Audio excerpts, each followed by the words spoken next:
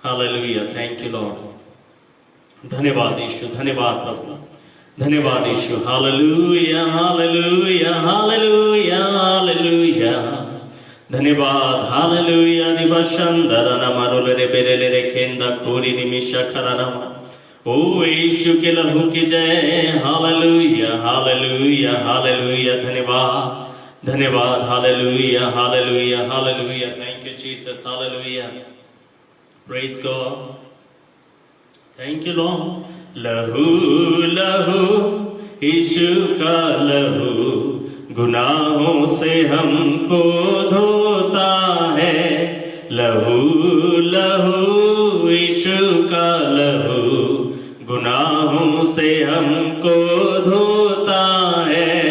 मसा मसा मसी का मसा, मसा मसा का मसा, बंधन सारे तोड़ता है। लहू लहू यीशु का लहू गुनाहों से हमको धोता है। मसा मसा मसी का मसा, मसा मसा मसी का मसा, बंधन सारे तोड़ता है। लहू लहू यीशु का लहू गुनाहों से हमको धोता है। Amen amen amen, thank you Lord, thank you Jesus. आइए वचन में हम जाएंगे मेरे प्रियो। जो विषय मैं आज आपके बीच में रखना चाहता हूँ वो बांझपन के बारे में है। हम बाइबल से कुछ लोगों की जिंदगियों को देखेंगे, वो कैसे बांझ रही और कैसे उनकी जिंदगी में आशीषें आई मेरे प्रियो। लेकिन बांझपन का मतलब यहाँ पर केवल संतान उत्पन्न करने की क्षमता ना होने से ही नहीं है मेरे प्रियो। बांझपन कुछ भी हो सकता है। बांझपन एक प्रकार की अयोग्यता है, क्षमता नहीं होना मेरे प्रियो। कुछ उत्पन्न करने की क्षमता नहीं होना, कुछ उत्पन्न करने में अयोग्य ठहरना, फलवंत होने में अयोग्य ठहरना या निष्फल जीवन को जीना। और यही बांझपन का अर्थ मैं आज की सुबह में आपके सामने रखना चाहता हूं मेरे प्रिय। बांझपन केवल संतान से संबंधित नहीं, लेकिन हमारे जीवन में कुछ भी ऐसी स्थिति जहां पर हम कुछ उत्पन्न नहीं कर पा रहे हैं, किसी विशेष क्षेत्र में हम अपने आप को अयोग्य देखते हैं। हमें ऐसा लगता है कि इस क्षेत्र में हम अयोग्य हैं। किसी एक विशेष क्षेत्र जिंदगी का, चाहे वो एक हो सकता है चाहे वो अनेक हो सकता है मेरे प्रियो, लेकिन वो क्षेत्र जिंदगी का जहां पर आप किसी प्रकार का फल नहीं देखते। आप कई क्षेत्रों में योग्य हैं, आप कई कामों को करने की क्षमता को रखते हैं, कई विषय में आप बहुत बलवान महसूस करते हैं, अपने आप को सामर्थ्यशाली महसूस करते हैं, लेकिन किसी विशेष बात में जब आप पहुंचते, किसी एक बात में पहुंचते, वो आप जानते हैं आपकी जिंदगी में ऐसा कौन सा बात है जहां पर आप अपने आप को निष्फल महसूस करते हैं, जहां पर आप अपने आप को फल रहित महसूस करते हैं, फलहीन महसूस करते हैं, अयोग्य महसूस करते हैं। आपको ऐसा लगता है कि इस क्षेत्र में जब आता हूं तो मैं अपनी जिंदगी से कुछ उत्पन्न नहीं कर पाता, अर्थात मैं कुछ कर नहीं पाता। मैं उस चीज को जो मैं मेरी जिंदगी में आना चाहिए उसे लाने में मैं सक्षम नहीं हूं। इस प्रकार से मैं इस विषय में बांझ हूं। आपको क्या लगता है, चाहे स्त्री हो या पुरुष मेरे प्रियो, जब जिस विषय के तरफ मैं आपका ध्यान ले जाना चाह रहा हूं उसमें कोई भी बांझ हो सकता है। निष्फल जीवन से कैसे छुटकारा मैं और आप पा सकते हैं, इस बांझपन से कैसे छुटकारा पा सकते हैं, हमारी जिंदगी के बांझपन वाली परिस्थितियों से कैसे मैं और आप छुटकारा पा सकते हैं, और जिन विषयों में बांझपन मैं और आप महसूस करते हो मेरे प्रियो, उसमें कैसे उससे मैं और आप बाहर आ सकते हैं, यही मेरे आज का विषय है। और मैं आपका ध्यान कुछ व्यक्तियों की तरफ ले जाना चाहूंगा बाइबल से, जो बांझ थे और उनकी जिंदगी में कैसे अद्भुत बदलाव आया, उन्होंने ऐसा क्या किया, और उनकी जिंदगियों से मैं और आप भी सीखेंगे कि मैं और आप हमारे जिंदगियों में पाए जाने वाले बांझपन से कैसे बाहर आ सकते हैं, फलहीन जीवन से कैसे बाहर आ सकते हैं, उत्पन्न करने की जो क्षमताहीनता है उससे कैसे मैं और आप बाहर आ सकते हैं, छुटकारा पा सकते हैं। सबसे पहले उत्पत्ति की किताब उसका 11वां अध्याय और उसके 30वें पद में लिखा है, सारई जो अब्राहम की पत्नी थी, सारई तो बांझ थी, उसके कोई बच्चा ना था। सारई तो बांझ थी। मेरे प्रियो, कई खूबियां थी जिन लोगों की जिंदगियों के बारे में मैं बताने वाला हूं मेरे प्रियो, लेकिन एक चीज जो उनकी जिंदगी को काटते रहती थी वो ये था कि वो बांझ थे। लिखा है सारई तो बांझ थी, वो बहुत सुंदर थी, देखने में बहुत अच्छी थी मेरे प्रियो, लेकिन उसके जीवन में एक कमी थी कि वो बांझ थी। अब्राहम की पत्नी थी लेकिन बांझ थी। मेरे प्रिय, परमेश्वर ने उस जन से, अब्राहम से वायदा किया, कहा कि तू इस देश को छोड़कर चला जा, एक नए देश में चला जा जो मैं तुझे दिखाऊंगा। एक प्रतिज्ञा प्राप्त करके जिंदगी को जीने वाले व्यक्ति की पत्नी है लेकिन बांझ है। परमेश्वर के आज्ञाकारी पुरुष की पत्नी है लेकिन बांझ है। मेरे प्रिय, नए देश की खोज में चले जा रही है लेकिन बांझ है। बहुत कुछ कर रही है, सब ठीक है, लेकिन कहीं ना कहीं कुछ चीज उसकी जिंदगी को दुख पहुंचाता है, कष्ट पहुंचाता है, वो उसके जीवन का बांझपन है। मेरे प्रिय, हो सकता है कि आप भी प्रभु की सेवा में निकल पड़े हो सकता है कि आप भी परमेश्वर की बातों को मानते हो, आप बहुत सुंदर हो, लेकिन मेरे प्रिय आपकी जिंदगी में कुछ तो कमी है, कुछ तो कमी है जो आपको रुलाता है, आपको जो दुखी करता है, और वो ही कमी आपकी जिंदगी में आपके लिए परख का विषय बन जाती है। उस कमी को लेकर कई बार परमेश्वर आपको परखता है, आपके विश्वास को परखता है कि वो देखे, जांचे आपके विश्वास को कि आपका विश्वास खरा निकलता है या नहीं निकलता है। जब जिंदगी में बांझपन के जैसे स्थितियां आती है मेरे प्रिय, अयोग्यता महसूस होती है, सामर्थ्यहीनता महसूस होती है, ऐसा लगता है कि हम फलहीन हैं, निष्फल जिंदगी को जी रहे हैं। मेरे पे कई चीजें हमारे पास है, लेकिन हमारी आंखें जब एक विशेष बात को देखती है तो हमें ऐसा लगता है कि मैं फलहीन हूं। बाकी जो चीजें हमारे पास है वो हमें आनंदित नहीं कर पाती, लेकिन जो चीज नहीं है वो हमारी जिंदगी को चोट पहुंचाते रहती, घाव की तरह दर्द देते रहती हमारी जिंदगी को मेरे प्रिय। और मैं और आप उस एक बात को लेकर परेशान होते, बांझपन को लेकर, फलहीनता को लेकर, अयोग्य उस किसी आशीष को उत्पन्न करने में, और मैं और आप निराश होते हैं। मेरे प्रिय, सारा बांझ थे, उसके कोई संतान नहीं थे, लेकिन उसकी स्थिति कैसे बदली? मेरे प्रिय, जब ऐसे ही वक्त बीतता चला गया, जब हमारी जिंदगी में इस प्रकार का बांझपन जैसी स्थिति होती है मेरे प्रिय, हमारा विश्वास जब परखा जाता है उस बात को लेकर, तो कई बार हम संघर्ष करते हैं। सारा की स्थिति ये हो गई कि इस स्थिति से या इस बात से उभर पाएगी वो कभी, उसके अंदर ये विश्वास खत्म होने लगा था मेरे प्रियो। उसे बार बार परमेश्वर की प्रतिज्ञाएं मजाक लगने लगी, उसे ऐसा लगने लगा कि बांझपन का कोई इलाज नहीं है। क्या आपको भी ऐसा लगता है कि जिस बात में आप बांझ अपने आप को महसूस करते हैं, जिस बात में आप अपने आप को अयोग्य महसूस करते हैं, जिस बात में आप अपने आप को निष्फल देखते हैं मेरे प्रियो, उसी बात में आप फलवंत हो जाएंगे, या योग्यता को प्राप्त करेंगे, या क्षमता को प्राप्त करेंगे, या सामर्थ को प्राप्त करेंगे, वो काम आपका हो जाएगा, उस स्थिति से आप बाहर निकल जाएंगे। क्या ऐसा विश्वास करने में आपको भी तकलीफ होता है या मुश्किल लगता है, या ऐसा लगता है कि यह असंभव है, मुझे ऐसे ही स्थिति के साथ जीना पड़ेगा? क्या आपको ऐसा लगता है मेरे प्रिय? साराई को ऐसे ही लगने लगा था कि शायद मैं इस स्थिति में अपनी जिंदगी को जीऊंगी और मैं कभी भी इस स्थिति से उभर नहीं पाऊंगी, निकल नहीं पाऊंगी। इसलिए जब परमेश्वर आकर इनसे वायदा करने लगता है, उत्पत्ति उसके 18वें अध्याय में मेरे प्रिय, सारा को यकीन नहीं हो रहा था। बाइबल बताती है कि सारा मुंह के बल गिरी, वो हंसने लगी, वो मन ही मन हंसने लगी। उत्पत्ति उसका 18 अध्याय उसका 12 पद में लिखा, सारा मन में हंसते हुए कहने लगी, मैं बूढ़ी हो गई हूं और मेरा स्वामी भी तो बूढ़ा हो गया है, तो क्या मुझे यह सुख होगा?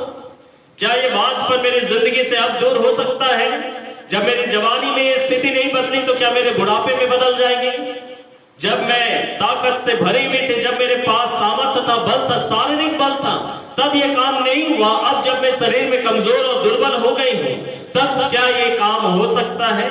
मेरे प्रियो, क्या आपको भी ऐसा लगता है कि समय इतना बीत गया है कि अब आपके जिंदगी में फल नहीं लग सकता, या आप बांझपन से बाहर नहीं आ सकते? केवल संतान के बारे में नहीं मेरे प्रियो, आपकी जिंदगी का वो पहलू जहां पर आप फल नहीं देखते, क्या आप उस जगह में फल को देखेंगे, या विश्वास आज भी आप कर सकते हैं? भले कितना भी वक्त बीत गया हो, आपकी उम्र कितनी भी बीत गई होगा, कई वर्ष बीत गए, इंतजार करते करते आप थक गए हैं और आपको लगता है कि शायद अब मेरी जिंदगी में ये योग्यता मुझे कभी भी नहीं मिलेगी, ये क्षमता मुझे कभी भी नहीं मिलेगा, ये सुख मुझे कभी भी नहीं मिलेगा, ये आनंद मुझे कभी नहीं मिलेगा, ये फल मेरी जिंदगी में कभी भी नहीं मिलेगा। बांझपन इस क्षेत्र में मेरी जिंदगी से कभी भी दूर नहीं जाएगा। क्या आपको ऐसा लगता है मेरे प्रियो? एक और रेफरेंस मैं आपके लिए पढ़ना चाहूंगा, एक और वचन को पढ़ना चाहूंगा इसी साराई के बारे में। जब उसका नाम बदल दिया गया और परमेश्वर ने कहा कि अब ये सारा ही नहीं लेकिन सारा कहलाएगी मेरे प्रियो, तब वचन क्या कहता है? इब्रानियों के पत्र उसका 11वां अध्याय और 11वें वचन में इस प्रकार से लिखा है, विश्वास ही से सारा ने अवस्था ढल जाने पर भी गर्भ धारण की सामर्थ पाई, क्योंकि उसने प्रतिज्ञा करने वाले को विश्वास योग्य जाना। हालेलुया। एक समय तक मेरे प्रियो विश्वास नहीं कर पा रहे थे, एक समय था जब विश्वास किया, जब वो पूरे बल से भरे हुए थे, जब वो जवान जैसे ही थे। लेकिन एक समय जब उससे महसूस होने लगा कि अब मैं बूढ़ी होने लगी हूं, अब मेरा बल खत्म होने लगा है। मेरे प्रियो, जब आपको लगने लगे कि अब कोई आशा नहीं है, इसका मतलब ये नहीं कि आशा नहीं है। आप सही समय को नहीं जानते हैं, परमेश्वर सही समय को जानता है। मेरे प्रियो, आपकी जिंदगी में काम करने वाला आपका ताकत नहीं है, लेकिन जो मुझे सामर्थ्य देता है उसके द्वारा मैं सब कुछ कर सकता हूं। सामर्थ्य के द्वारा मैं सब कुछ कर सकता हूं। जो इसने प्रतिज्ञा किया है मेरे प्रियो, वो सामर्थ्य है। आपके शरीर में सामर्थ्य नहीं होगा, आपके विचारों में भी सामर्थ्य आपके पास नहीं होगा, आपके पास आशाएं खत्म हो रही होंगी, लेकिन तो भी परमेश्वर आपकी जिंदगी में अद्भुत काम कर सकता है। मेरे प्रिय, परमेश्वर के ऊपर विश्वास रखें। सारा ने विश्वास किया। एक समय अवधि तक मेरे प्रिय सारा के मन में संकोच आया, उसे ऐसा लगा कि ये असंभव है, ये बांझपन मेरी जिंदगी से दूर नहीं होगा। मेरे प्रिय, पहला बात, अगर आप बांझपन से छुटकारा पाना चाहते हैं, यदि आप निष्फल जीवन से छुटकारा पाना चाहते हैं, यदि आप चाहते हैं कि आप अपनी जिंदगी में कुछ उत्पन्न करने की अयोग्यता से छुटकारा पाएं, तो आपको सबसे पहला काम जो करना है मेरे प्रिय, वो ये है कि आप विश्वास करें। आप विश्वास करें कि ये काम हो सकता है। जिस बांझपन से आप छुटकारा पाना चाहते हैं, सबसे पहले तो आपको ये विश्वास करना पड़ेगा कि आपका वो बांझपन दूर हो सकता है, चाहे किसी भी क्षेत्र का हो। आपका वो बांझपन दूर हो सकता है मेरे प्रिय। आपका वो बांझपन आपके शरीर से जुड़ा हो सकता है, आपके किसी भी परिस्थिति से जुड़ा हो सकता है, लेकिन आपका शरीर कितना भी कमजोर क्यों ना हो गया हो, समय कितना भी बीत क्यों ना गया हो मेरे प्रिय, फिर भी ये हो सकता है। आपको ये यकीन करते रहना पड़ेगा, आपको ये विश्वास करते रहना पड़ेगा। अगर आप विश्वास करना छोड़ देंगे मेरे प्रिय, अगर आप विश्वास करना बंद कर देंगे, तो आपका बांझपन आपकी जिंदगी से जुड़ा रहेगा। लेकिन अगर आप विश्वास करेंगे तो आपका ये बांझपन आपके जीवन से अलग हो जाएगा। लिखा है, विश्वास ही से सारा ने अवस्था ढल जाने पर भी गर्भ धारण की सामर्थ पाई। आप विश्वास करेंगे, परमेश्वर आपको सामर्थ्य देगा।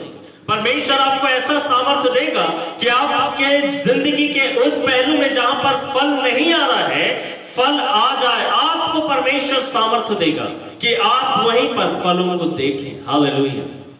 आपको परमेश्वर सामर्थ्य देना चाहता है, लेकिन आपको चाहिए कि आप विश्वास करें मेरे प्रिय। अगर आप बांझपन से बाहर निकलना चाहते हैं, और कोई तरीका नहीं है, सबसे पहला तरीका यही है कि आप विश्वास करें कि परमेश्वर मुझे निकालेगा, परमेश्वर मुझे फल देगा, परमेश्वर मुझे योग्यता देगा, परमेश्वर मुझे सामर्थ्य देगा, परमेश्वर मुझे शक्ति देगा।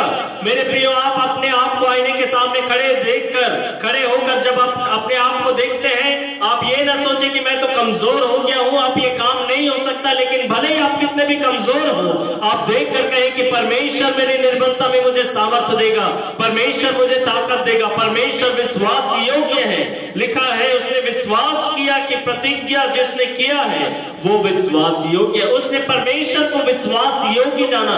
क्या आप परमेश्वर को विश्वास योग्य जानते हैं? क्या आपको लगता है कि आपका बुलाने वाला परमेश्वर विश्वास योग्य है? क्या आपको यकीन है कि आपका परमेश्वर सच्चा यहोवा परमेश्वर सच्चा है? वो आपका भला चाहता है और वो आपकी जिंदगी में अपनी विश्वास योग्यता को प्रकट करेगा। क्या आप सोचते हैं कि यहोवा ही वो परमेश्वर है? आप उसके ऊपर भरोसा कर सकते हैं, आप विश्वास कर सकते हैं। भले ही समय बीत गया है, भले ही आप कमजोर हो गए, भले ही आप दुर्बल हो गए हैं, भले ही आपकी आयु बहुत ज्यादा हो गई है, लेकिन फिर भी क्या आप परमेश्वर के ऊपर विश्वास करेंगे कि चाहे मेरी वर्तमान की स्थिति कुछ भी हो, लेकिन मेरा मेरा यहोवा परमेश्वर सामर्थ्य है, मैं उसके ऊपर यकीन करूंगा, मेरे कमजोर शरीर के ऊपर नहीं, मेरे बढ़ती उम्र के ऊपर नहीं, मेरे हालातों के ऊपर नहीं, मेरे चारों ओर की परिस्थितियों के ऊपर नहीं, किन बातों से मैं घिरा रहता हूं उसके ऊपर नहीं, लेकिन मैं इन सब बातों के हटाकर, अपने इन सब परिस्थितियों से अपने आंखों को उठाकर मैं यहोवा के ऊपर अपना विश्वास रखूंगा।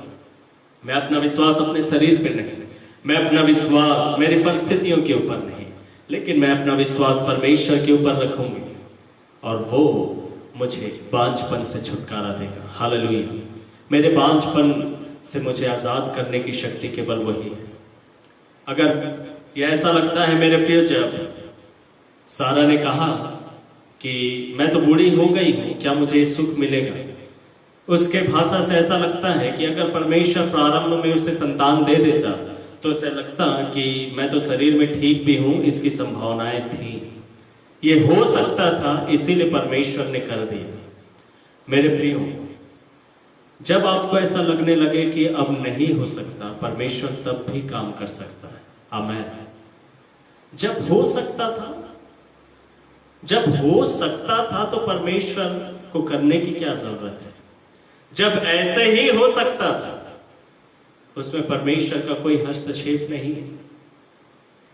तब सारा कहती कि परमेश्वर इसीलिए कर पाया क्योंकि मैं भी उस स्थिति में थी, लेकिन जब उसे लगने लगा कि अब मैं उस स्थिति में नहीं हूं कि ये काम मेरे जिंदगी में हो, तब परमेश्वर ने किया। और सारा कह सकते थे, गवाही दे सकते थे कि परमेश्वर के लिए कुछ भी असंभव नहीं है। आमीन। परमेश्वर के लिए कुछ भी असंभव नहीं है। बांझपन से प्रभु मैं कैसे निकलूं, मेरी जिंदगी के इस हालात से मैं कैसे निकलूं, फलहीन जिंदगी से मैं कैसे बाहर निकलूं, इस अयोग्यता से मैं कैसे बाहर निकलूं। हे मेरे परमेश्वर, मैं ऐसा क्या करूं कि मेरी जिंदगी के बांझपन से मैं बाहर आ सकूं। मेरे प्रिय, सबसे पहला काम, आप विश्वास करिए कि आपका परमेश्वर आपको निकाल सकता है, आपका परमेश्वर आपको इस बांझपन से बाहर ला सकता है। अवस्था ढलते चले जा रही है, लेकिन फिर भी परमेश्वर काम कर सकता है। समय निकलता चला जा रहा है, लेकिन फिर भी परमेश्वर काम कर सकता है। जैसे जैसे उम्र बढ़ते जाती है, लोगों को ऐसा लगता है कि उनके मृत्यु के दिन नजदीक आते चले जा रहे हैं, उनका अंत नजदीक आता चला जा रहा है, फिर भी परमेश्वर काम कर सकता है। हालेलुया। मेरे प्रियो, परमेश्वर आपकी जिंदगी में काम कर सकता है। सो बांझपन से बाहर अगर आप आना चाहते हैं, आप सबसे पहले परमेश्वर के ऊपर विश्वास करें। परमेश्वर से सब कुछ संभव है। दूसरे व्यक्ति की तरफ हम अपने ध्यान को लेकर चलें। उत्पत्ति की किताब उसके 25वें अध्याय में एक और स्त्री के बारे में बाइबल बताती है। मेरे प्रियो, उत्पत्ति उसका 25 अध्याय और उसका 21वां वचन मैं आपके लिए पढ़ूंगा। यहां लिखा है, इसहाक की पत्नी बांझ थी, रेबेका बांझ थी। रेबेका के जिंदगी में मेरे प्रियो कई अच्छे गुण थे। इससे पहले जब मैं और आप रेबेका के जीवन को पढ़ते हैं मेरे प्रियो, इसके 24वें अध्याय को, रेबेका के जिंदगी में बहुत अच्छे अच्छे गुण हैं। वो परमेश्वर की आवाज को सुनते थे, वो परिश्रम करती थी, वो सच्ची स्त्री थी। अपने घराने में, अपने घर में कुछ भी छिपाती नहीं थी मेरे प्रियो, सच बोला करती थी, परमेश्वर की आत्मा की अगुवाई में चला करते थे। उसने पूरा भरोसा परमेश्वर के ऊपर रखा। जब उसे विवाह के लिए ले जाया गया इसहाक की पत्नी होने के लिए, मेरे प्रिय, उसने परमेश्वर के ऊपर भरोसा किया। ये ना देखते हुए, कभी उसने देखा भी नहीं था कि इसहाक कौन है, कैसा दिखता है, लेकिन फिर भी उसने भरोसा किया कि अगर परमेश्वर मुझसे कह रहा है तो परमेश्वर एक सही रिश्ते को मुझे दे रहा है। ऐसा विश्वास करने वाली स्त्री, पर पूरा भरोसा परमेश्वर के ऊपर रखने वाली स्त्री, अपनी जिंदगी को परमेश्वर के हाथों में दे देने वाली स्त्री के बारे में लिखा है कि उसकी जिंदगी में बांझपन था। मेरे प्रियो, क्या आपको भी ऐसा लगता है कि हे मेरे प्रभु, मैं सब कुछ आपके वचन के अनुसार करता हूं या करती हूं, लेकिन फिर भी मेरा ये काम क्यों नहीं होता है? मैं अपनी जिंदगी के इस भाग में क्यों कमजोर हूं और क्यों निष्फल हूं, क्यों बांझ हूं? क्या आपके मन में सवाल उठता है मेरे प्रियो? संभव है कि रेबेका के मन में भी ये सवाल उठता होगा। लिखा है, इसहाक की पत्नी अर्थात रेबेका बांझ थी। बांझपन से कैसे छुटकारा पाए, बांझपन से कैसे बाहर निकले? बाइबल बताती है मेरे प्रिय इसके आगे, इसलिए इसहाक ने यहोवा से रेबेका के लिए प्रार्थना की। क्या इसहाक ही प्रार्थना करता था? क्या रेबेका की जिंदगी में प्रार्थना का जीवन नहीं था? नहीं मेरे प्रिय, 22वें पद को मैं आपके लिए पढ़ूंगा। परंतु बच्चे उसके घर में ही झगड़ने लगे। तब उसने कहा, यदि ऐसा है तो मैं जीवित कैसे रह सकती हूँ? अतः वह यहोवा से पूछने गई। हालेलुया। मेरे प्रिय, रेबेका के पास भी प्रार्थना का जीवन था। रेबेका प्रार्थना करने वाली एक स्त्री थी।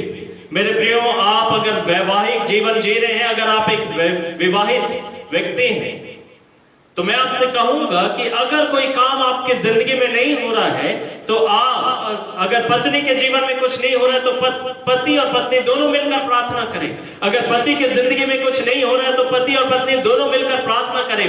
पति पत्नी दोनों मिलकर प्रार्थना करें, और परमेश्वर आपके जिंदगी के बांझपन को खत्म कर देगा।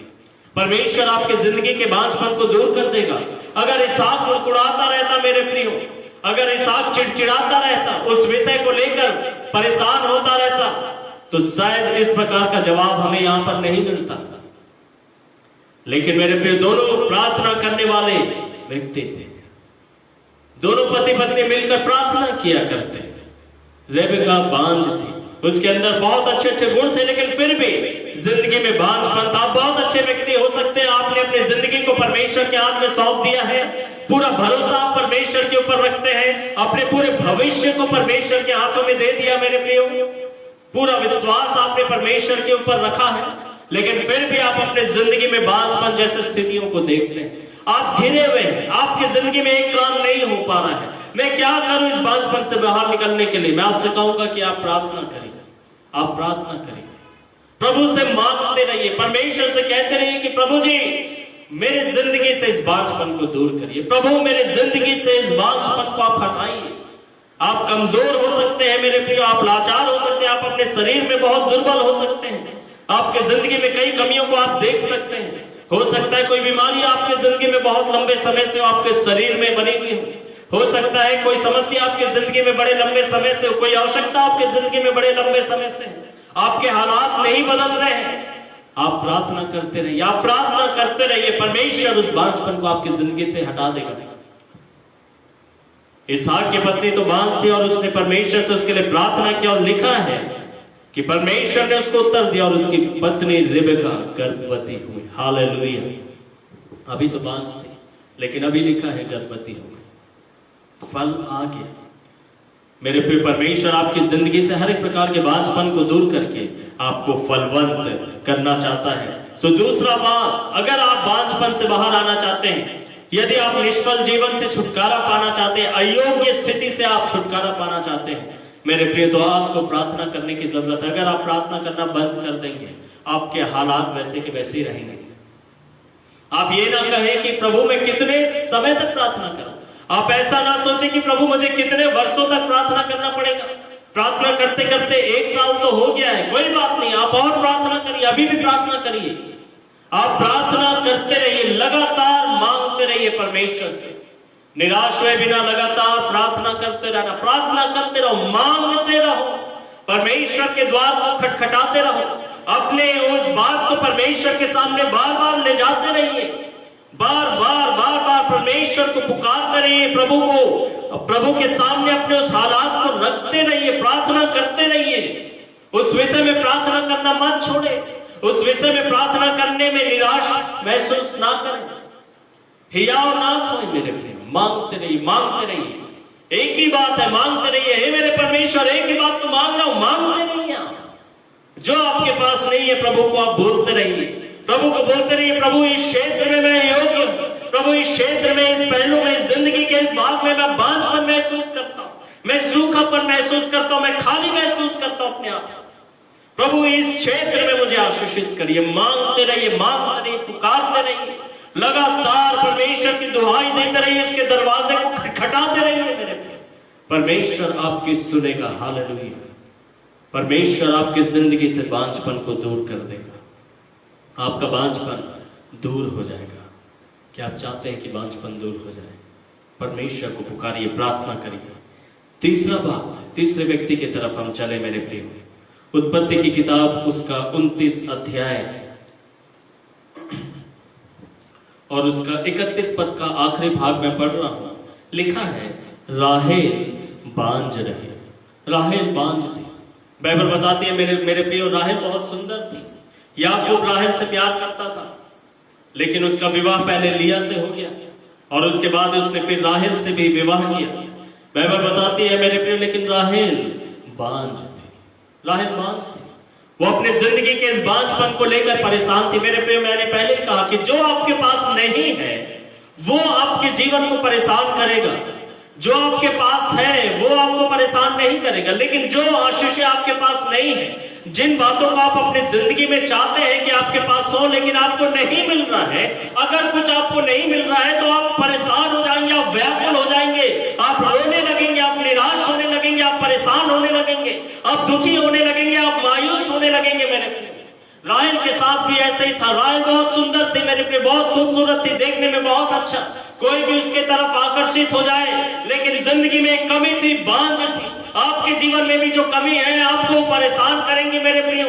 सब फल फूल रहे लेकिन मैं क्यों बांझ हूं? सबकी जिंदगी में आशीष है लेकिन मेरे जिंदगी में क्यों बांझपन है? आप औरों को देखते हैं मेरे प्रियो, औरों के जीवन में बहुत आशीष है, बहुत फल फूल रहे हैं, बहुत आगे बढ़ रहे हैं, उनकी जिंदगी में सब कुछ है जो आपकी जिंदगी में नहीं है, वो औरों को मिल रहा है, लेकिन आप भी तो मांग रहे हैं। वो कहते हैं कि मैंने मांगा और परमेश्वर ने दिया, और आप कहते हैं कि मैं मांग रहा हूं, मुझे क्यों नहीं मिल रहा? राहेल निराश हो गई, हताश हो गई मेरे प्रियो। उसका स्थिति उसको अंदर से तोड़ने लगा, वो टूट गई मेरे प्रियो। एक समय था उसकी जिंदगी में कोई टूटापन नहीं था। एक समय था जब उसे लग रहा था कि अब हो जाएगा, अब हो जाएगा, अब हो जाएगा, अब हो जाएगा। आपको भी लगता होगा मेरे प्रियो कि ये काम अब बन जाएगा, अब बन जाएगा, अब बन जाएगा। आपका दिल अभी तक टूटा नहीं है, आपको लगा कि अब बन जाएगा, अब बन जाएगा, लेकिन जब आप देख रहे हैं कि समय निकलता जा रहा है लेकिन वो काम हो ही नहीं रहा है, अब आपका मन टूटना शुरू हो गया है। समय बीतता चला जा रहा है, आपका मन रो रहा है, आपका मन टूटता चला जा रहा है। आपके अंदर एक तीव्र इच्छा उत्पन्न होने लगी, प्रभु और अब आप कब करोगे? अब नहीं तो और कब करोगे? आपके अंदर एक गहरी इच्छा है, अब आप पा लेना चाहते हैं मेरे प्रिय, आप उसे खोना नहीं चाहते हैं, आप उसे छोड़ना नहीं चाहते हैं, आप उसे चाहते हैं कि आप उसे पा लें।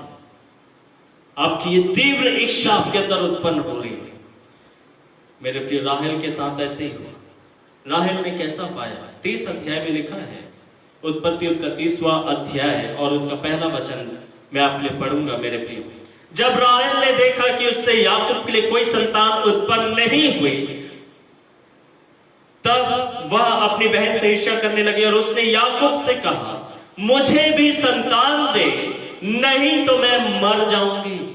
मुझे भी संतान दे, नहीं तो मैं मर जाऊंगी। इस स्थिति तक वो पहुंच गई। उसने अब कहना शुरू किया कि मुझे अगर संतान नहीं मिला तो मैं मर जाऊंगी, मेरा जीवन ही खत्म हो जाएगा, मैं अपने आप को खत्म कर लूंगा, मैं मर जाऊंगा।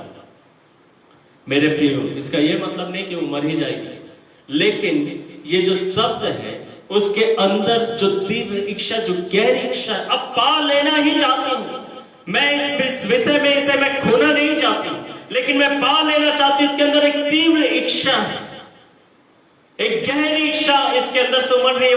वो चाहती है कि मुझे दे, मुझे दे, मुझे दे, नहीं तो मैं मर जाऊंगी, मुझे चाहिए, मुझे चाहिए। एक अंदर से पुकार आ रहा है मेरे प्रिय।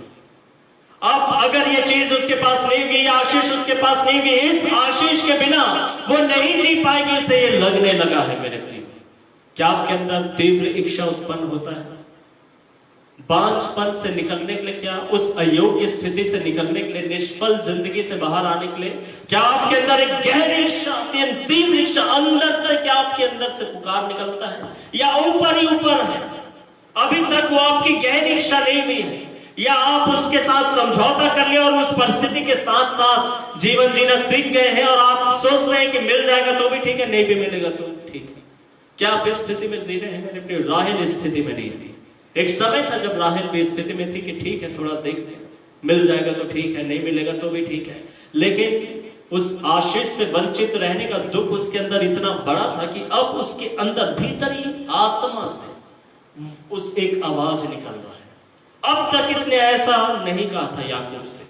मेरे प्रियो, जब आपका दिल टूट जाएगा, जब आपके अंदर से एक तीव्र इच्छा होगी, एक गहरी इच्छा कि नहीं, मुझे इन बातों से निकल ही जाना है, ये बांझपन बदल ही जाना चाहिए, आपकी प्रार्थना बदल जाएगी, आपको परमेश्वर को पुकारने का तरीका बदल जाएगा।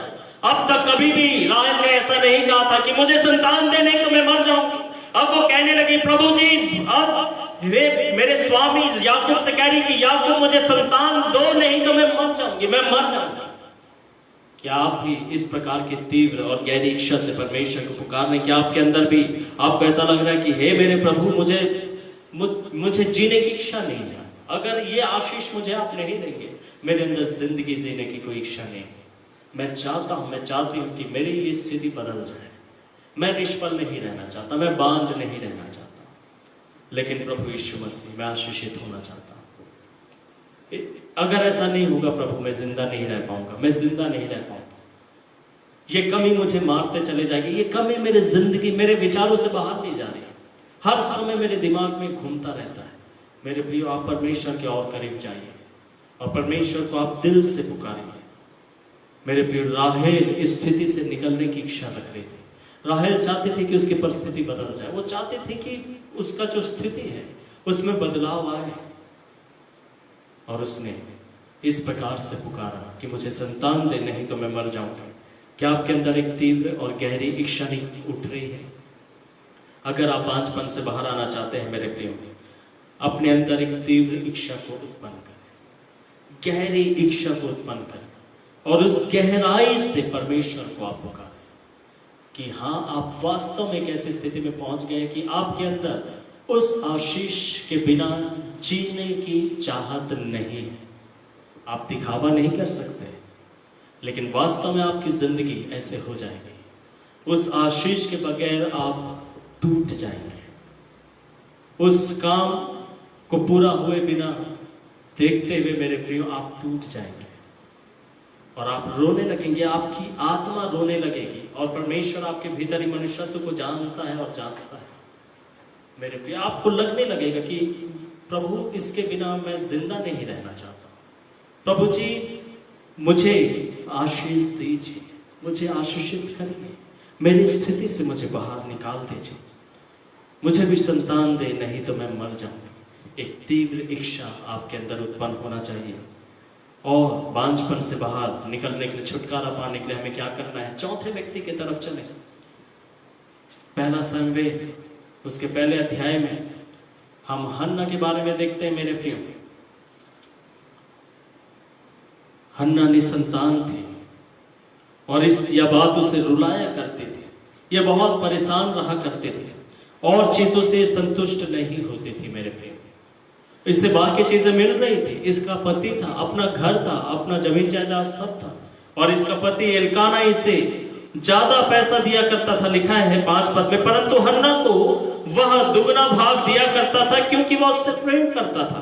अपने पति का प्रेम उसे मिल रहा है, उसे रुपया मिल रहा है, उसे पैसे दिया जा रहा है, लेकिन कुछ भी संतुष्ट नहीं कर रहा है। बांझपन ही उसे खाया जा रहा है मेरे प्रियो, और बाकी चीजें उसे संतुष्ट नहीं कर रही।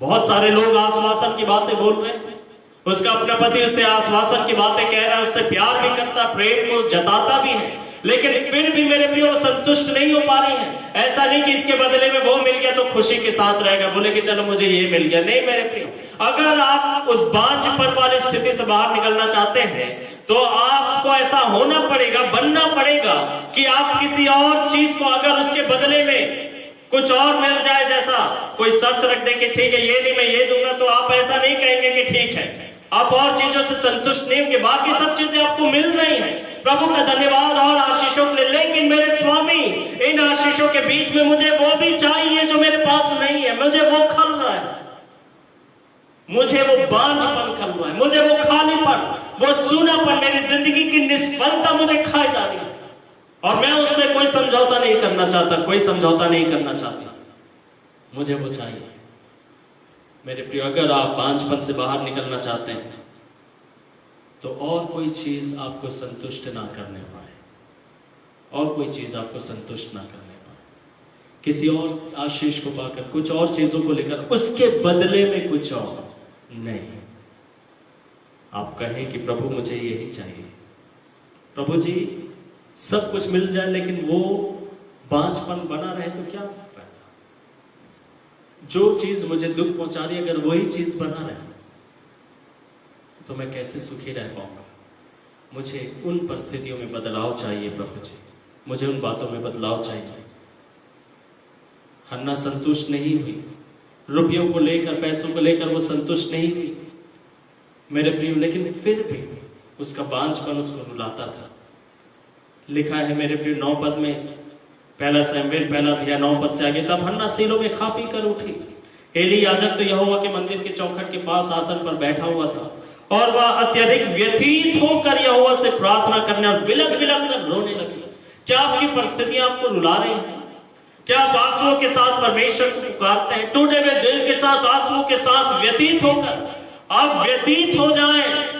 आपके अंदर ऐसा होना शुरू होना चाहिए कि आप व्यतीत होने लगे, परमेश्वर के सामने बैठकर रोने लगे। परमेश्वर की उपस्थिति में व्यतीत होना, परमेश्वर की उपस्थिति में बैठकर रोना, परमेश्वर की दुहाई देना, उससे प्रार्थना करना, परमेश्वर को पुकारना, दुहाई देना मेरे प्रिय, उसके पैरों को, उसके चरणों को नहीं छोड़ना। लिखा है मेरे प्रिय 13वें पद में, हन्ना तो मन ही मन कुछ कह रही थी, उसके होंठ भर हिलते थे परंतु उसकी आवाज सुनाई नहीं पड़ती थी। लोग भले आपको कुछ भी सोचे मेरे प्रिय, आप परमेश्वर को पुकारते रहे। एली ने हन्ना के लिए गलत सोचा, उसने सोचा कि नशे में। तब हन्ना ने जवाब दिया 15वें पद में, नहीं हे मेरे प्रभु, मैं तो आत्मा में दुखित हूं। क्या आप इस स्थिति में पहुंचे बांझपन से निकलने के लिए, निष्फलता से निकलने के लिए, या उस चीज से बाहर? आपको दिखाई तो देता आपकी जिंदगी में ये चीज है, लेकिन आप गंभीर नहीं होते उस विषय के। कभी कभी आपको लगता है कि हाँ, अगर ये दूर हो जाता तो बहुत अच्छा रहता, ये ठीक हो जाता तो अच्छा रहता, लेकिन उसके बाद आप भूल जाते हैं, आप गंभीर नहीं रहते, आप दुनिया में खो जाते हैं, हंसी मजाक में खो जाते हैं, धन संपत्ति में खो गए, बदले में जो कुछ मिल रहा उसमें खो गए। मेरे प्रिय, क्या आप इस स्थिति में हैं कि आप खो जाते? कई चीजें आपके ध्यान को भटका देती है। एल्काना चाहता था कि हन्ना का ध्यान भटक जाए, हन्ना का ध्यान उस स्थिति से हट जाए, इसीलिए उसे ज्यादा पैसा दिया करता था ताकि ज्यादा पैसा पकड़कर उसका ध्यान थोड़ा हट जाए और वो खुश हो जाए थोड़े देर के लिए, लेकिन वो खुश नहीं होते थे। आप इस बात को जानते हुए कि आपकी जिंदगी का ये भाग बदल जाना चाहिए, आप कुछ और अन्य बातों में कैसे खुश रह सकते हैं? हन्ना खुश नहीं रह पाते थे। मैं आपको यहाँ पर ये उत्साहित नहीं कर रहा हूं कि आप एक दुखी जीवन जिए, नहीं, लेकिन उस बात के लिए जब आपको पता है कि प्रभु मेरी जिंदगी का ये हालात बदलना चाहिए, जब तक ये हालात नहीं बदलेगा मैं कैसे खुश रहूं? प्रभु मैं इन हालातों को बदलने के लिए रो रही हूं। इन हालातों को बदलने के बजाय कुछ और मुझे इधर उधर से मिल जाए, मेरे ध्यान को भटकाने के लिए। मेरा मन रखने की बात नहीं है, मुझे थोड़े समय के लिए खुश कर देने की बात नहीं है। प्रभु मैं थोड़े देर खुश हो जाऊंगी, लेकिन फिर मुझे वो बात दिखाई देगा, फिर मुझे वो स्थिति स्मरण आएगी और फिर मेरी जिंदगी में आंसू आ जाएंगे। इसलिए प्रभु जी मैं आपके सामने रोते रहना चाहती हूँ ताकि ये हमेशा के लिए हट जाए। हालेलुया, ताकि ये हमेशा के लिए हट जाए। क्या आप इस स्थिति में पहुंचे जहां पर आपका आत्मा दुखित हो रहा है? अगर आपका आत्मा दुखित नहीं होता मेरे प्रिय, आप उस स्थिति के विषय में गंभीर नहीं हुए अभी तक, आप वास्तव में बांझपन से उस स्थिति से निकलना नहीं चाहते, आप उस स्थिति में बने रहना, उस स्थिति में ही अपनी जिंदगी को जीना सीख गए हैं। आप कभी प्रार्थना करते हैं उस विषय के लिए, कभी गंभीर होते, कभी रोते, फिर छोड़ देते, फिर अचानक से कभी लगता है आपको, फिर आप पुकारते हैं, फिर छोड़ देते हैं। हन्ना ऐसे नहीं थे। हन्ना को एक ही बात चुभता रहता था बस, हमेशा हमेशा। क्या आपके दिमाग में आपका वो बांझपन घूमता रहता है? बांझपन वाली स्थिति घूमते रहती है? मेरे प्रिय, परमेश्वर के करीब आई है। ऐसा नहीं लिखा है कि हन्ना डिप्रेशन में थी, नहीं, वो परमेश्वर की उपस्थिति में थी। उन सब परिस्थितियों को लेकर परमेश्वर की उपस्थिति में थी। मैं तो आत्मा में दुखित हूं, मैंने अपना प्राण प्रभु के सामने उंडेल दिया है, अपना प्राण निकल गया। ऐसी स्थिति परमेश्वर के सामने हो गई। प्राण उंडेल देने का, अगर प्राण उंडेल दिया तो अंदर बचा क्या मेरे प्रिय? लेकिन एक कहने का तरीका है कि मैंने अपने अंदर से सब कुछ परमेश्वर के सामने उंडेल दिया। जितना कुछ मेरे अंदर था, मेरा प्राण जो मेरे अंदर था, मैंने आंसुओं के साथ परमेश्वर के सामने उंडेल दिया। इस बात के लिए मेरे प्रियो, क्या आप ऐसा करेंगे? अगर आप बांझपन वाली स्थिति से निकलना चाहते हैं, आपको ये करना होगा, आपको इस स्थिति में पहुंचना होगा, आपको ये लगना चाहिए कि मैं आत्मा में दुखित हूं, मैं अन्य बातों से आनंदित नहीं हूं, मैंने अपना प्राण प्रभु के सामने उंडेल दिया है। फिर उसने कहा, अपनी दासी को ओछी स्त्री ना जान, जो कुछ मैंने इस समय तक कहा वह बहुत व्याकुल और व्यतीत होने के कारण मैंने कहा है। मैं बहुत व्याकुल हूं, इसलिए मैंने ऐसा किया। क्या आपको ये स्थितियां आपके अंदर उत्पन्न हो रही है? आप व्याकुल होते जा रहे हैं, व्यतीत होते जा रहे हैं, आप टूटते चले जा रहे हैं, आपका प्राण परमेश्वर के सामने आप उंडेल रहे हैं, आप अपनी आत्मा में बहुत शोकित हो गए। मेरे प्रिय, आपका जवाब बहुत निकट है, बांझपन से छुटकारा बहुत निकट है। अगर आप बांझपन से निकलना चाहते हैं, आप परमेश्वर की उपस्थिति में इस प्रकार से आए जैसे हन्ना, अपने प्राण को उंडेलें। अगर आप बांझपन से, उस स्थिति से निकलना चाहते, छुटकारा चाहते हैं, तो और किसी चीज के साथ समझौता मत करिए, किसी और बात को लेकर आप खुश मत हो जाइए। आप उस स्थिति के बदलाव के लिए इतना गंभीर हो जाए ताकि और कोई चीज आपके ऊपर उस समय असर ना करे। आपके दिमाग में बस एक ही रहना चाहिए कि प्रभु ये विषय बदल जाना चाहिए। अब मैं गंभीर हो गया, अब मैं गंभीर हो गया हूं, मैं गंभीर हो गया हूं, इसीलिए मुझे और कोई बात आनंदित नहीं कर रही, मैं उस विषय में गंभीर हो गया। क्या आप गंभीर हैं?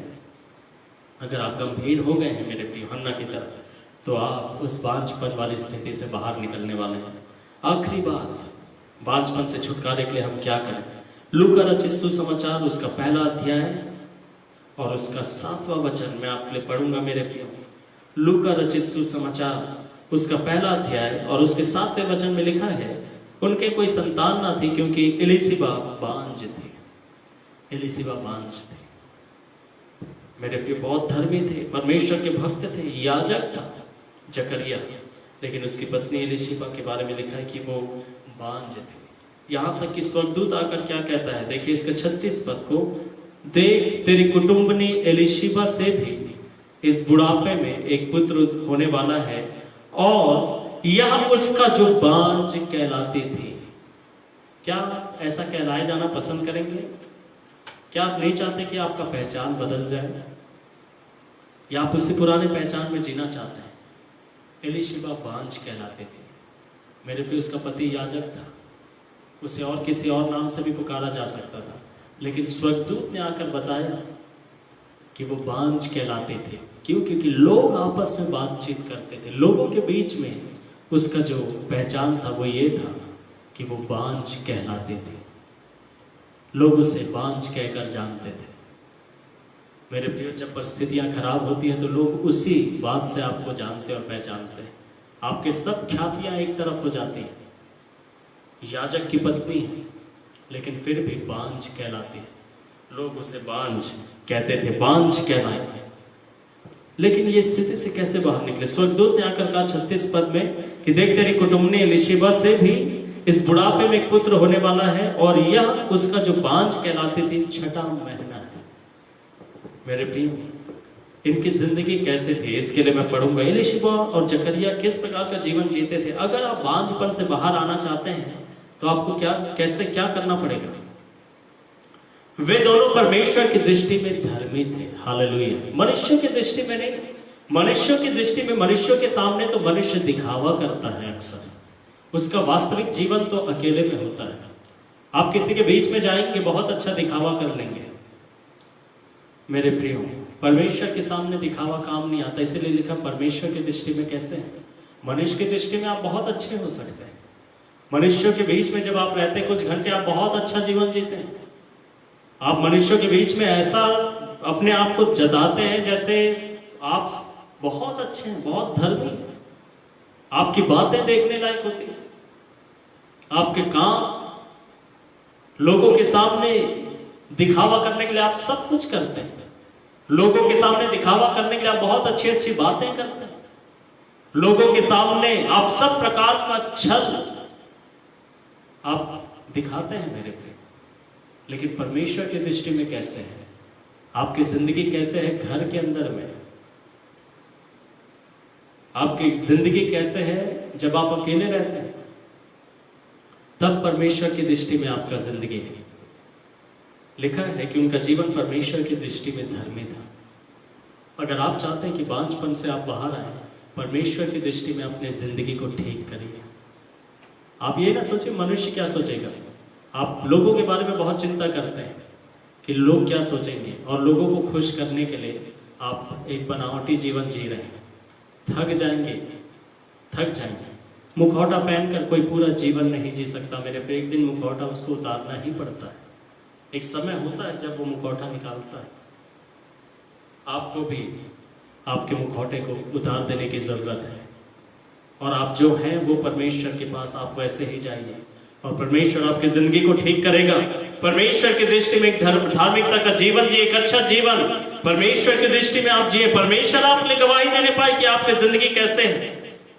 फिर लिखा है और उनका आचरण प्रभु की सारी आज्ञाओं और विधियों के अनुसार निर्दोष था। उनका आचरण, उनका व्यवहार, उनका लोगों के साथ व्यवहार करने का तरीका, उनका आचरण, उनका चाल चलन प्रभु के विधियों के अनुसार निर्दोष था मेरे प्रिय। जब उनका जीवन परमेश्वर के वचन के द्वारा परखा जाता तो जैसा वचन में लिखा है वैसे ही वो करते थे। उदाहरण के लिए अगर परमेश्वर ने कहा कि मुझे छोड़ किसी और को ईश्वर करके नहीं मानना, तो परमेश्वर को छोड़ किसी और की आराधना नहीं करते थे।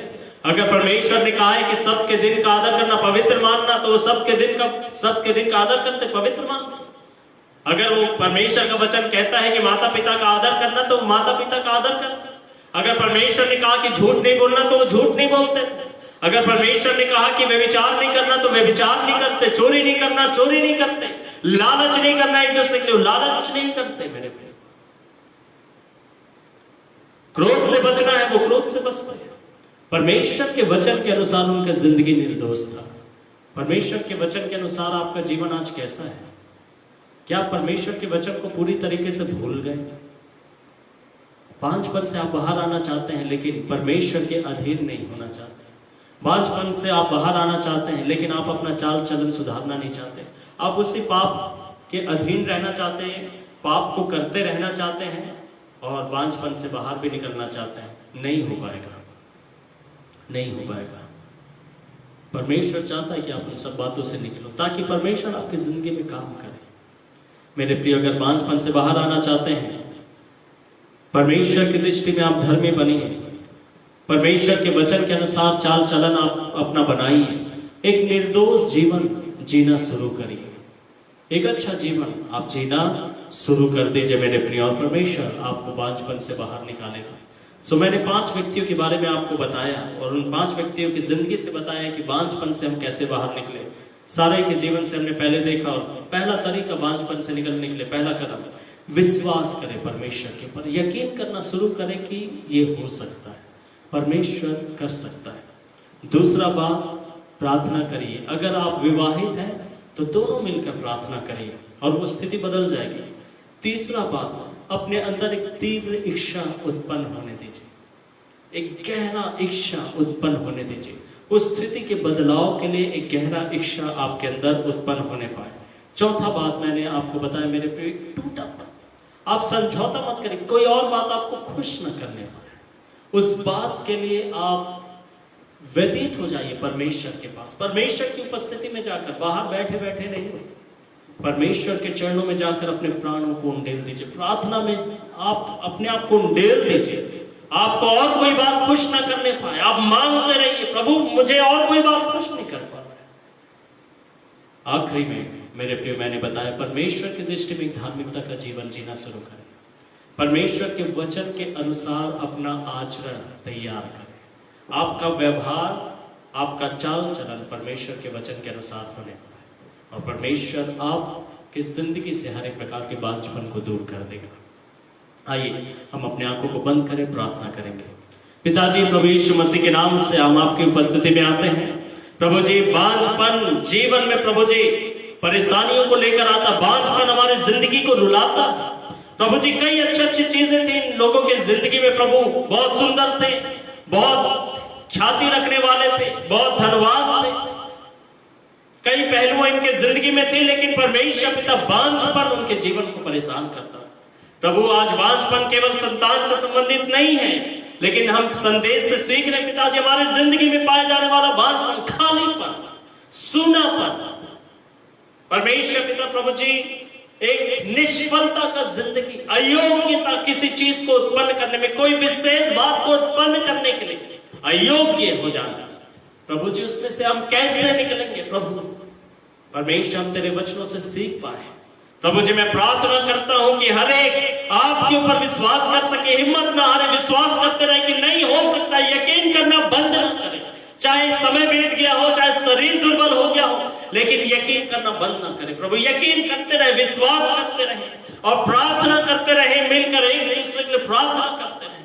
तीव्र इच्छा एक के अंदर उत्पन्न होने पाए, राहेल की तरह प्रभु जी मुझे संतान दो, नहीं तो मैं मर जाऊंगा। प्रभु जी उसे पा लेने की, परमेश्वर पिता प्रभु जी से पा लेने की तीव्र इच्छा, गहरी इच्छा, दिल की गहराइयों से परमेश्वर पिता वो पुकार निकल रहा है प्रभु। उसी समय हर एक की सहायता कर कि प्रभु जी वो परमेश्वर पिता अपनी आत्मा में, वो परमेश्वर उस बात के लिए उनकी आत्मा तक परमेश्वर पिता प्रभु जी वो बात पहुंच जाए, केवल ऊपर ही ऊपर नहीं प्रभु। हन्ना ने कहा मेरी आत्मा व्यतीत हो रही है, जो चीज मुझे चाहिए, जो बांझपन मुझे दिखाई दे रहा है, वो मेरी आत्मा को कष्ट पहुंचाने लगा है। मेरी आत्मा व्यतीत होने लगी है प्रभु। आत्मा का व्यतीत होना, उस बात के लिए ऐसे गंभीर हो जाता, किसी और बात से संतुष्ट नहीं होना उस समय। प्रभु मुझे ये चाहिए, मुझे यही संतुष्ट करेगा।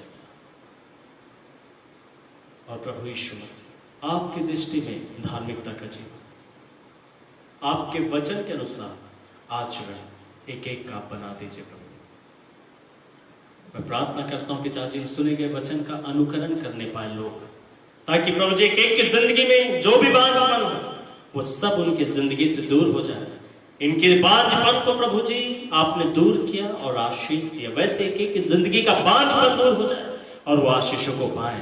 मैं प्रभु यीशु मसीह के नाम में सुनने वाले हर एक के लिए पिताजी छुटकारा, चंगाई, सफलता, संपन्नता, कल्याण, बढ़ती आनंद, उत्साह, प्रफुल्लता और दीर्घायु के वचन कहता हूं प्रभु जी।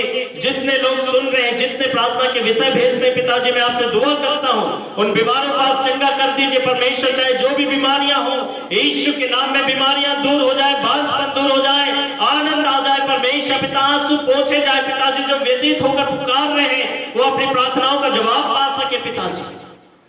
प्रभु एक एक की जिंदगी में बड़े आश्चर्य कर्म होने पाए, जो रिजल्ट्स के इंतजार में है, परिणाम उनके पक्ष में आने पाए पिताजी। प्रभु जी एक एक व्यक्ति उन्नति करने पाए, सफल होने पाए प्रभु। एक एक के पारिवारिक जीवन को आप आशीष दीजिए, व्यक्तिगत जीवन को आशीष दीजिए। जो अविवाहित उन्हें अच्छे जीवन साथी मिलने पाए, जो बेरोजगार उन्हें अच्छी नौकरियां मिलने पाए, जो रोजगार में है वो और उन्नति करने पाए। बड़े बुजुर्गों को आप हाथ बढ़ाकर आशीष दीजिए प्रभु जी, सबको आप संभाल लीजिए प्रभु।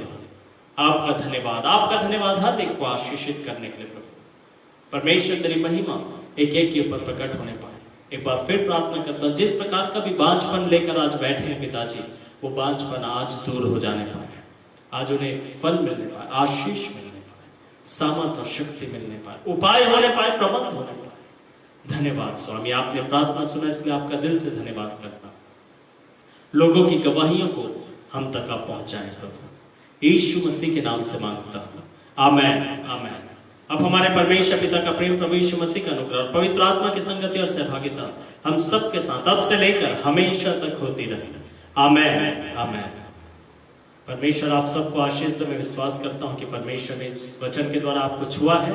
इन वचनों का अनुकरण करें, परमेश्वर आपको हर एक प्रकार के बांझपन से बाहर निकालेगा। सो प्रभु आप सबको आशीष दे। जय मसीह।